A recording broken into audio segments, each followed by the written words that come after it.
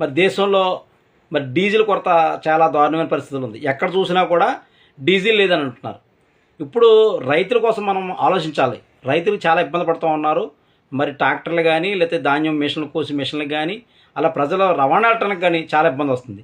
ఇదే అదునుగా చాలామంది మరి బ్లాక్ మార్కెట్లో తరలిస్తూ ఉన్నారు ఈ డీజిల్ని. మరి ఎందుకు ఎంత దారుణం జరుగుతుంది? మరి ప్రభుత్వ అధికారులు దీని మీద తక్షణమే చర్యలు తీసుకోవాలి. తీసుకుని ప్రజలకు ఇబ్బంది లేకుండా ఈ యొక్క డీజిల్ కొరత ఏదైతుందో ఆ డీజిల్ కొరత ఇబ్బంది లేకుండా బ్లాక్ మార్కెట్లోకి వెళ్లకుండా ఖచ్చితంగా వీటి మీద చర్యలు తీసుకోవాలి. తీసుకుంటే ప్రజలకు ఇబ్బంది లేకుండా ఉంటుంది. చాలామంది ప్రజలు ఇబ్బంది పడుతూ ఉన్నారు. ఎందుకంటే రోడ్ల మీద అంబులెన్సులు తిరుగుతూ ఉన్నాయి. చాలామంది హాస్పిటల్కి వెళ్ళాలంటే ఇబ్బంది పడుతూ ఉన్నారు. వాటి ధాన్యం ఎక్కువగా రైతులు కూడా మన దృష్టిలో పెట్టుకుని ప్రభుత్వ అధికారులు ఖచ్చితంగా పనిచేసి ఈ బ్లాక్ మార్కెట్లోకి డీజిల్ వెళ్లకుండా మీరందరూ కాపాడాలని చెప్పి మనస్ఫూర్తిగా కోరుకుంటున్నాం. Thank you.